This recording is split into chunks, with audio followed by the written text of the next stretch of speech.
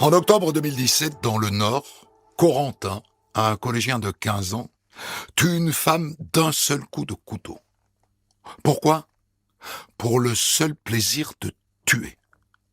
Ouvrons ensemble la code B du dossier d'instruction de Corentin. Europe 1, Christophe Ondelatte. Dans le système judiciaire français, le dossier d'instruction contient un sous-dossier appelé Cote B. Il rassemble les rapports des experts psychiatres, psychologues et de l'enquêteur de personnalité. Ouvrons l'un de ces dossiers. Ondelatte raconte. Cote B sur Europe 1. Le 19 octobre 2017, à Caudry, près de Cambrai, le cadavre d'une joggeuse qui s'appelle Ginette Alvarez, 57 ans, est découvert sur un chemin de campagne.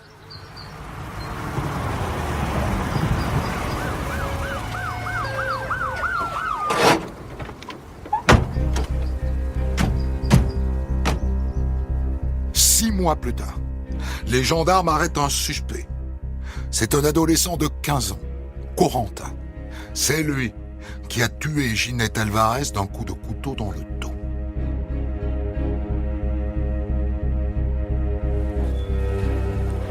Je suis appelée le 5 avril 2018 pour une garde à vue dans le cadre d'un crime qui s'est passé quelques mois auparavant. Maître Sandrine Bleu, avocate de Corentin. On m'indique que c'est concernant l'affaire de Ginette Alvarez et on m'appelle dans le cadre de la permanence pénale mineure. Et là, j'indique aux enquêteurs que, vous devez vous tromper, c'est pas possible, c'est un mineur et je pense qu'on recherche un adulte. Et là, on me répond, non, c'est pour un mineur. J'avoue que je suis complètement surprise. J'y crois pas. Je vois un gosse assis sur une chaise, un blondinet qui attend sagement que l'avocat arrive pour faire l'entretien et ensuite pour l'audition. Mais je suis totalement étonnée de voir ce gamin parce qu'en plus il est tout petit. Il me regarde, il me dit bonjour madame, comme un gamin bien élevé et à un moment je crois même à une farce en fait. J'y crois pas en fait. Je me dis c'est pas possible, il y a une erreur.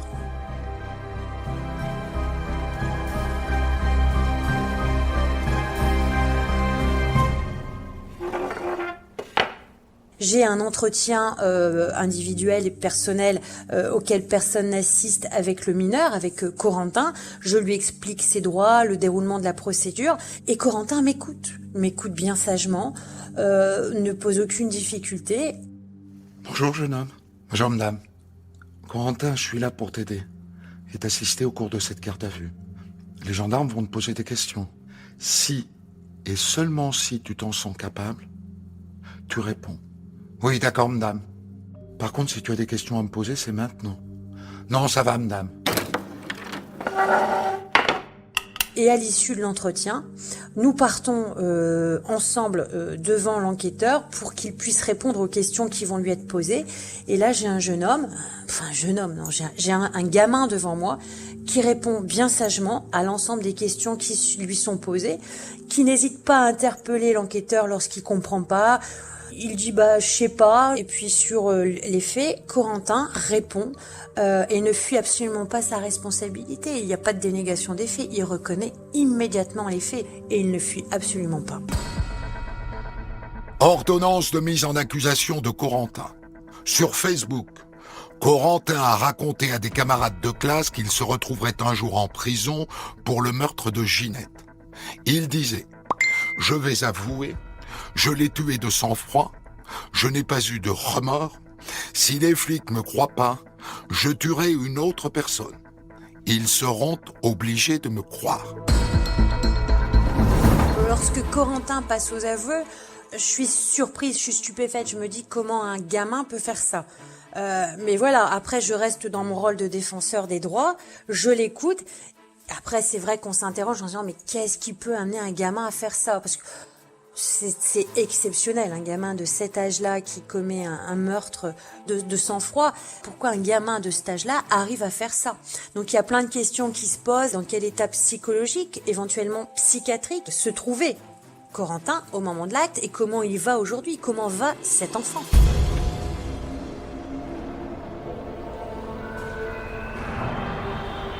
Code B45. Expertise psychologique de Brigitte Bonafé. Après avoir intégré l'établissement pénitentiaire pour mineurs de Kievrechin, Corentin est transféré à l'unité de Seclin à la suite d'idées suicidaires. Les médecins lui ont administré 3 médicaments antipsychotiques.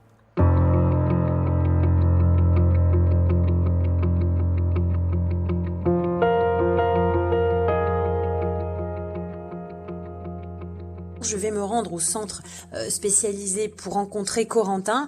Ça me permet aussi de voir comment va Corentin, de prendre de ses nouvelles.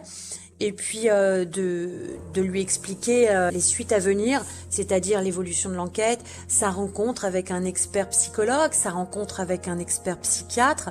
Et à ce moment-là, c'est toujours cette difficulté, c'est de jongler entre le client et l'enfant, tout en restant dans son rôle de défenseur, sans devenir maternante, quoi. Il faut expliquer à un gamin dans quelle situation judiciaire il est. C'est pas toujours évident de trouver les mots parce qu'il faut adapter son discours pour qu'il puisse comprendre. Madame, ça va se passer comment? Je comprends pas. Il y aura un procès un jour ou pas?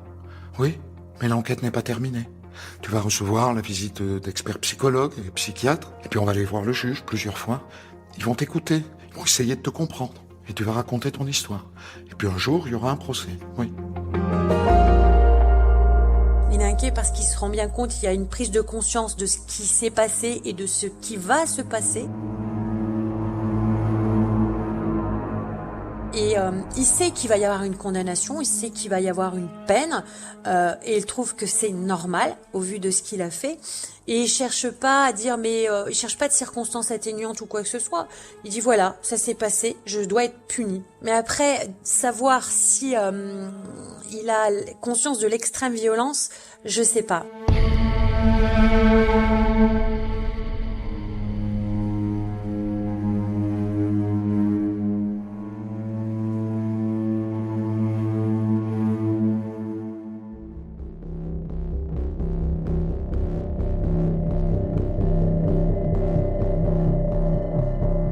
La sidération à Caudry 6 mois après le meurtre de Ginette Alvarez. Ce matin dans l'ancien immeuble de Ginette Alvarez, c'est l'incompréhension. Hier soir, j'étais scotchée d'apprendre que ce soit un gamin de 15 ans, quoi. On s'y attendait pas du tout. Là, j'avoue que j'ai du mal à comprendre ce qui s'est passé, quoi. Pour moi, Anato, ça reste un enfant, quoi. Comment on peut réagir comme ça? Je vais sortir de chez moi, je vais tuer quelqu'un. C'est quoi? Où on vit? Je sais pas. C'est choquant. Il y a 15 ans, quand même, il a mis sa vie en l'air, quoi. Il y avait encore des belles choses à vivre, quoi. Maintenant, c'est pas une raison d'aller tuer quand on est énervé, quoi. Au moment où je le rencontre, il n'était pas forcément persuadé d'avoir mal fait.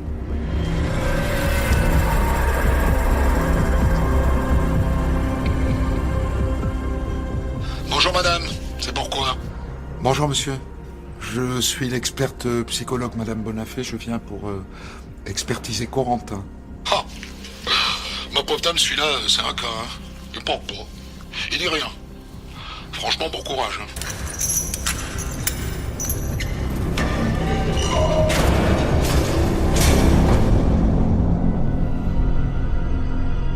Quand il arrive, ce qui me frappe, c'est son côté poupon et d'emblée son absence à la situation. Et face à moi, ce jour-là, j'ai quelqu'un de particulièrement passif, qui même ne va pas bouger de sa chaise. Il me donne l'impression qu'il est là, certes physiquement, mais qu'il n'y a aucun échange au niveau du regard. Il ne va afficher aucune mimique, c'est-à-dire que je ne capte aucune expression d'émotion. Et de plus, il va s'exprimer de manière à peine audible. C'est-à-dire que je suis obligée de me rapprocher physiquement de lui pour capter ce qu'il veut me dire. J'ai l'impression que ces mots viennent petit à petit, sans aucune fluidité. C'est quelqu'un qui va constamment tenter de répondre à mes questions, qui ne va en réfuter aucune, mais j'ai l'impression à plusieurs reprises qu'on n'est pas forcément dans une même unité de temps et d'espace et qu'on n'est pas dans le même monde.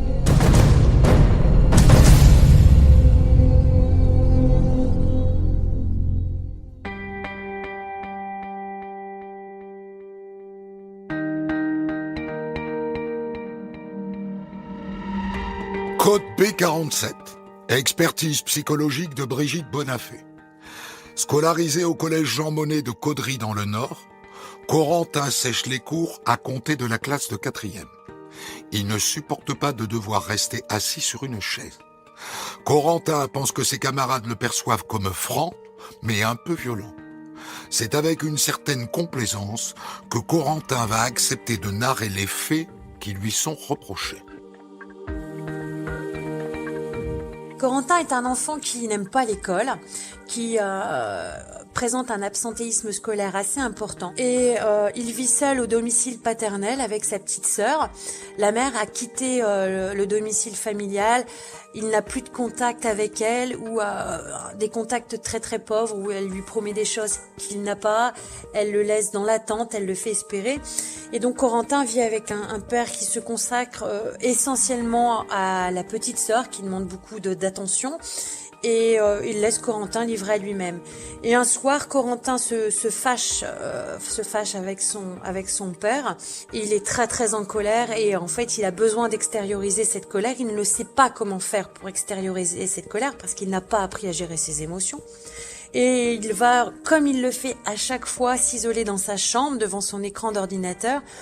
En fait, Corentin, d'un site internet à un autre, va être amené à consulter des sites sur le dark web et être exposé à des images d'une particulière violence. Et il n'est pas outillé pour en fait encaisser des images d'une telle violence. C'est un enfant à la base, c'est un enfant lambda et il se prend tout dans la figure. C'est l'envers du décor d'Internet. Maître Charles-Emmanuel Herpierre, avocat de la famille de Ginette Alvarez. Vous avez ce genre de film d'une rare violence, des films de mise à mort, par exemple, des films de torture réaliste, de vraie torture, des films de vrais viols. Et c'est ce genre de film dont ils s'abreuvaient du matin au soir. Et c'est ce genre de film qui l'ont façonné.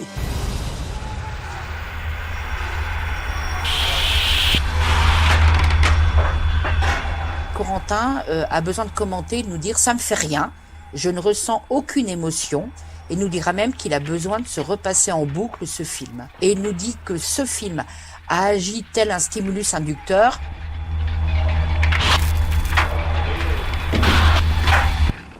Et le lendemain matin, lorsqu'il se lève, il prendra un couteau dans son sac à dos en disant qu'il va se défouler sans idée forcément précise et puis il partira sur le chemin de l'école buissonnière faisant croire à son père qu'il partira au collège. Lorsqu'il sort du domicile avec le couteau, il a une idée il veut extérioriser sa colère, il n'a pas d'idée préconçue. À l'instant où il le prend, il le met dans son sac à dos et l'idée en fait lui vient en chemin lorsque il marche, il erre dans les ruelles et puis sur ce fameux chemin de campagne, ça lui vient à ce moment-là. Il va attendre, il va voir une personne de petite taille passer devant lui. Il va ressentir soudainement une montée d'adrénaline et c'est cette montée d'adrénaline qui va le porter à agir.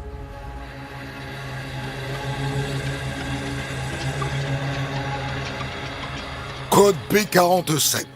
Expertise psychologique de Brigitte Bonafé. Corentin affirme avoir entendu des voix émanant d'un mec lui faisant injonction de tuer quelqu'un. Cette même voix, associée à ce même message, s'imposerait à lui depuis ses 10 ans. Corentin explique. Depuis 2-3 ans, cette voix revenait plus souvent. C'était soudain. Elle disparaissait aussi vite qu'elle arrivait. Ça se passait surtout le matin, quasiment pas l'après-midi, et un petit peu le soir. Il va à nouveau, avec une certaine forme de toute puissance et de forme de jouissance, nous dire qu'il n'a porté qu'un seul coup de couteau, 20 à 30 cm, au niveau de l'omoplate, et il dit, une fois de plus, j'ai témoigné de ma force, comme depuis toujours. Il a surtout juste après, évoqué le fait qu'il ait retiré le couteau de la plaie, qu'il ne s'est pas soucié du tout de savoir si la personne était blessée ou décédée, Et là, à partir de là, il va se dire que il faut surtout pas qu'on le prenne en défaut. Donc il m'explique, alors avec beaucoup, là par contre, de détails, qu'il a pris du temps pour ranger le couteau pour pas qu'on voit, qu'il a nettoyé les 2-3 gouttes de sang sur sa main et sur son visage, et donc il va quitter le lieu du crime. Et là, il récite ça sans précipitation, qu'il va rejoindre le domicile paternel, et ce n'est que le soir qu'il va se laver, mettre les vêtements à la machine à laver et continuer sa vie comme d'habitude. Et quand je vais questionner Corentin en disant « mais qu'est-ce que ça te fait ?» Ça ne lui procure rien en termes d'apaisement. En détention, Corentin reçoit la visite de son père et de sa petite sœur, mais pas de sa mère. Jamais.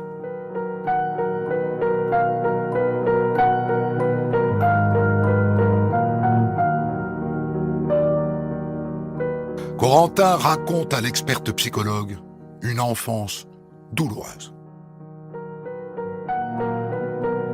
Corentin vit au domicile paternel, la maman qui a d'énormes difficultés personnelles avec des prises de produits stupéfiants, une consommation d'alcool importante et régulière, quitte le domicile et laisse Corentin et la petite sœur de Corentin au père. Et donc c'est le père qui va se débrouiller comme il peut pour élever les deux enfants.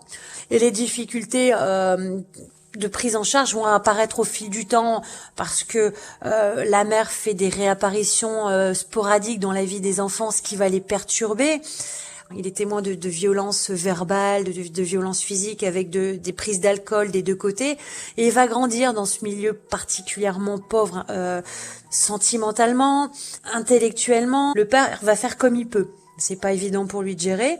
Et puis la petite sœur va prendre beaucoup de place et Corentin, ça reste un enfant particulièrement discret, un enfant qu'on n'entend pas, un enfant qu'on voit pas, et c'est un enfant qui grandit tout seul et qui va devoir se former tout seul parce qu'il n'y a pas de prise en charge.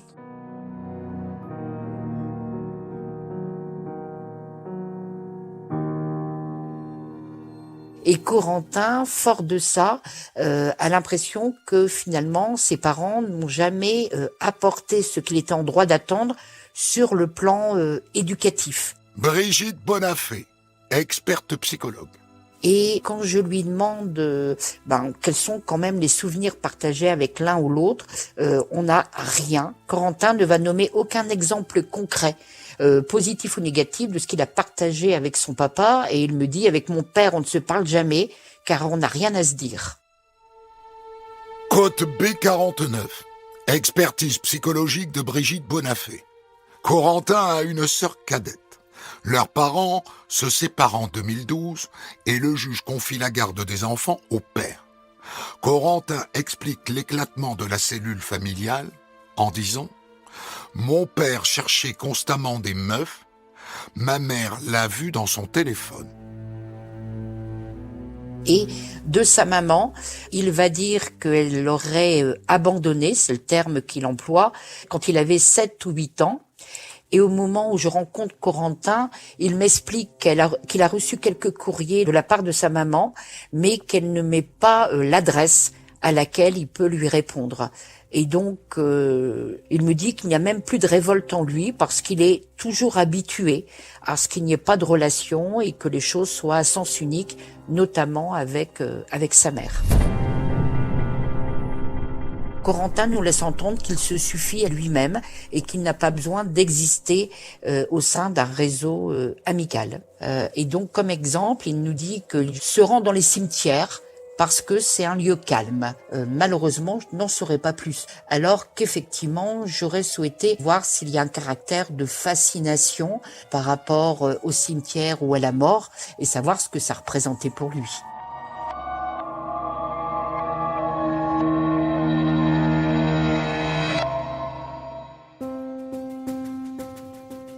Corentin est un gamin qui a évolué dans un milieu particulièrement carencé. On lui a pas montré l'amour d'un père, l'amour d'une mère, il l'a jamais eu. Et il a grandi tout seul dans son coin, livré à lui-même, livré aux écrans. Il a été exposé à la violence verbale, la violence physique. Donc en fait, il a grandi dans une indifférence totale et dans une banalisation quotidienne de la violence. La base de cet enfant, si on peut parler de base, elle est pas bonne.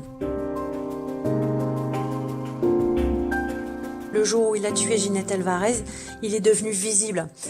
Il est devenu visible aux yeux de son père, il est devenu visible aux yeux de sa mère qui est réapparue au moment de sa présentation devant le juge d'instruction. Et il est devenu visible aux yeux de tous. On va prendre une chaise, on va s'asseoir en face de lui, on va le regarder et on va l'écouter. Et c'est la seule manière que Corentin, que ce gosse, ait trouvé pour que on s'intéresse à lui.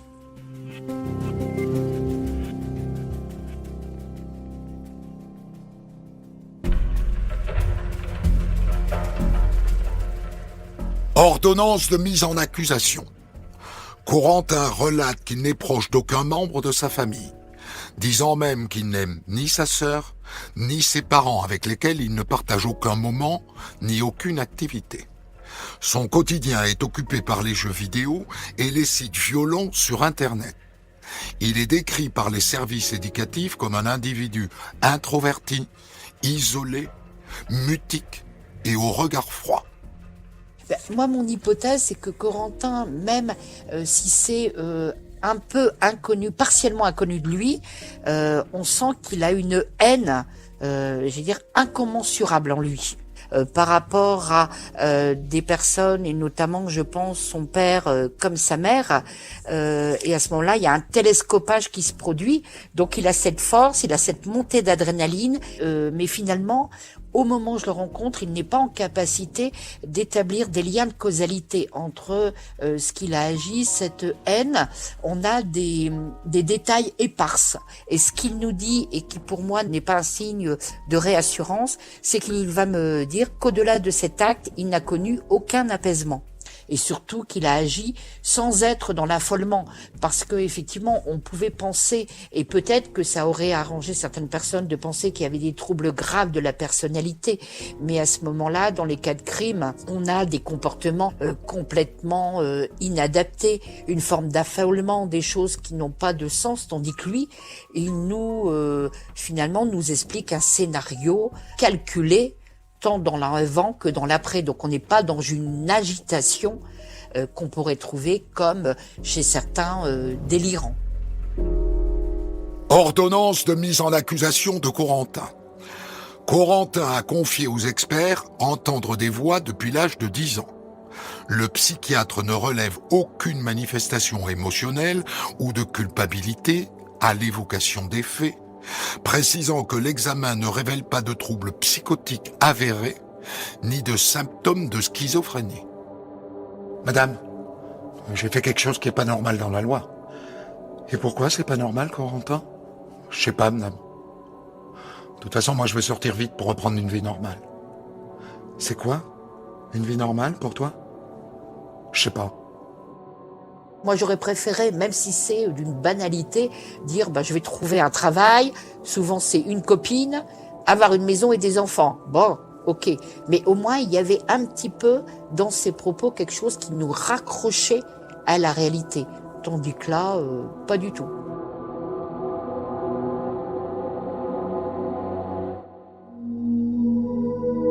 Ordonnance de mise en accusation.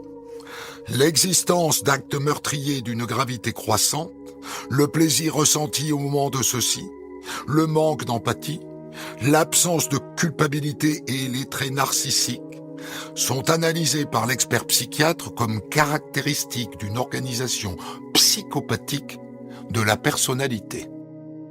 Les psychiatres vont parler effectivement de traits psychopathiques, mais ce sont les traits qui sont présents chez tous les mineurs, l'intolérance à la frustration, la réalisation immédiate du plaisir.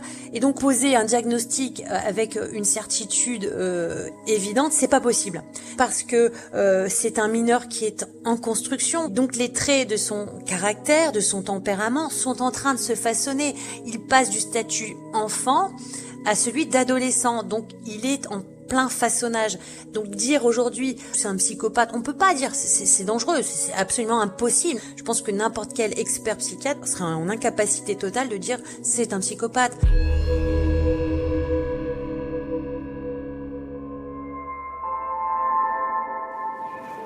Un an et demi après ses aveux, Corentin comparaît devant le tribunal pour enfants de Cambrai. Il a seulement 16 ans et demi. Corentin a grandi, il présente toujours une certaine bonhomie, il a perdu la candeur qui peut caractériser un enfant. Maître Sandrine Bleu, avocate de Corentin. C'est plus le gamin que j'ai vu à la gendarmerie l'année précédente. Là, c'est un adolescent. On voit clairement que son corps est en train de changer. Il a un peu grandi et il a le visage grave. Il a pris 20 kilos parce que les anxiolytiques l'ont rendu énorme. Maître Charles-Emmanuel Herbière, avocat de la famille de Ginette Alvarez. Mais c'est un gamin, c'est-à-dire que c'est une espèce de visage de poupon. C'est un enfant, je veux dire. En plus, il donnait pas la meilleure image de lui-même puisqu'il était sous camisole chimique. On avait l'impression, si vous voulez, que le procès lui passait au-dessus de la tête, que c'était pas son procès. Et j'étais assis en face de lui et je l'observais, pendant 2 jours je l'ai observé, et ce qui me fascinait, c'était son regard complètement noir, sans âme, une espèce de puits sans fond. Code B54. Expertise psychologique de Brigitte Bonafé. Le crime, commis tel que décrit par Corentin, peut être appréhendé comme un acte au service d'une mégalomanie narcissique, marquant une distance absolue avec la victime par l'indifférence. Corentin répond à toutes les questions qui lui sont posées. Il n'a pas une voix qui porte. C'est quelqu'un qui parle très doucement, qui n'a pas un timbre de voix particulièrement fort. Parfois, il sera agacé, encore une fois, par les questions qui lui sont posées parce qu'il y a déjà répondu. Il reste très discret, la tête baissée. Il regardera peut-être par la fenêtre de temps en temps, mais il répondra à chacune des questions qui lui sera posée par le magistrat. C'était des espèces de monologues, soit des monologues, soit des réponses sèches, des réponses de 2-3 mots, pas plus. Malheureusement, les parties civiles en ont été un peu pour leur argent, parce qu'elles attendaient des réponses. Elles étaient venues pour ça. Elles voulaient comprendre comment on avait pu en arriver là, et elles s'attendaient à ce qu'il s'exprime. Zéro, rien du tout. Il attendait que ça passe. Corentin, voulez-vous vous lever? Oui, monsieur le président. Vous vous sentez coupable? Oui, c'est pas bien ce que j'ai fait. Soit. Mais vous avez conscience du mal que vous avez fait? Oui, je pense. Oui, sans doute, mais... monsieur, je me suis pas rendu compte. Je sais, c'est mal. Et donc, à partir du moment où il n'a pas intégré qu'il a fait souffrir quelqu'un d'autre, j'allais dire, je vais simplifier à l'extrême, mais il voit pas l'intérêt de changer. Et donc, pourquoi faire une thérapie? C'est-à-dire qu'on se dit, s'il pouvait nous dire, noir-sur-blanc, voilà, il s'est passé ça, donc j'ai fait ceci. L'aspect rationnel qu'on pourrait y mettre serait une fonction de réassurance pour nous, mais ça lui apporterait rien de particulier. Mais c'est à nous que ça ferait plaisir, parce que on se dirait, on a compris, ou on a faim de comprendre quelque chose.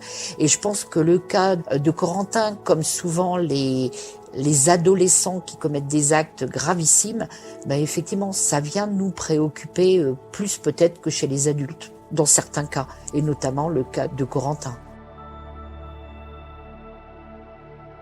C'est très compliqué, si vous voulez, de l'appeler être humain. Je vais être très honnête. Un être humain, c'est quelqu'un qui a quand même une forme de relationnel à l'autre. C'est très compliqué. C'est très compliqué. Je lui souhaite de tout mon cœur de revenir dans la communauté des hommes. Mais malheureusement, le mal est tellement profond que je me demande si c'est possible. Ça interpelle. On a l'impression que c'est un gamin qui est perdu. C'est d'une tristesse infinie.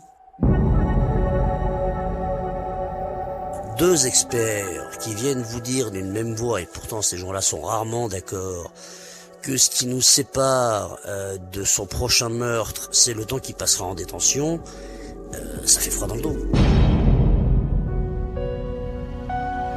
Je dis pas monstre de façon péjorative. Je dis monstre par opposition à un être humain inscrit dans la société des hommes, ce qu'il n'est pas. Ce qu'il n'est pas du tout. Et je lui souhaite un jour de l'être. Maintenant, est-ce qu'il est en capacité de le devenir? Je sais pas. Je sais pas, une fois de plus, je suis pas psy. Je pense qu'il faudra du temps, il faudra beaucoup d'années de reconstruction. Si tant est qu'on y arrive. Je peux pas laisser dire que Corentin recommettra un crime quand il sortira de prison, parce qu'il y a un travail qui est fait en amont au centre du milieu carcéral. Et puis encore une fois, il avait 15 ans, même pas quand il a fait ça. Dire qu'il va recommencer, personne ne peut le dire. Personne. On peut évoquer sa dangerosité, éventuellement, on peut évoquer certains traits, mais ce sont des traits qui peuvent être corrigés, encore une fois. Et c'était un enfant en devenir, un adulte en devenir. Et donc, sa personnalité, elle est évolutive. Code B56. Expertise psychologique de Brigitte Bonafé. Corentin n'est que partiellement apaisé par son traitement médicamenteux. Corentin affirme n'avoir perçu aucun soulagement par son meurtre, et les risques de récidive sont dès lors à ne pas négliger.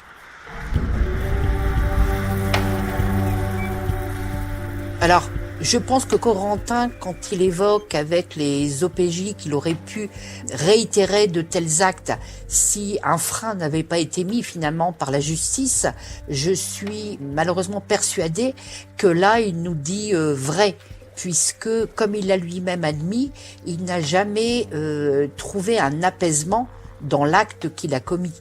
Donc, à partir du moment où on commet un acte, où on prend un positionnement et qu'on est dans l'attente que ça produise du bien-être pour nous et qu'on n'atteint pas, pendant tout un temps, on risque d'essayer de renouveler avant d'envisager une autre solution potentielle. Donc, au moment toujours où je le rencontre, pour moi, les risques de réitération, comme il l'a formulé lui-même, étaient réels. Et en même temps, il faut toujours trouver un espoir. C'est-à-dire que si il trouve quelqu'un parmi les gens qui vont l'accompagner, en qui il ait suffisamment confiance pour accepter de se dévoiler un peu plus, on peut essayer, tenter, réussir, j'espère que ça ne sera pas un vœu pieux, à faire en sorte qu'il puisse à nouveau trouver une place et sa place dans la société des hommes, parce que ça reste un humain, même si certaines personnes ont voulu voir Corentin comme un monstre.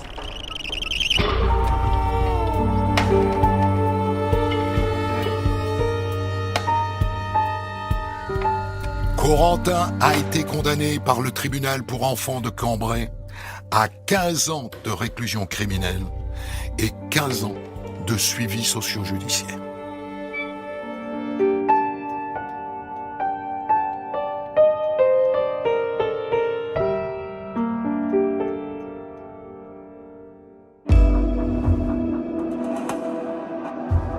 C'était On de la raconte Code B.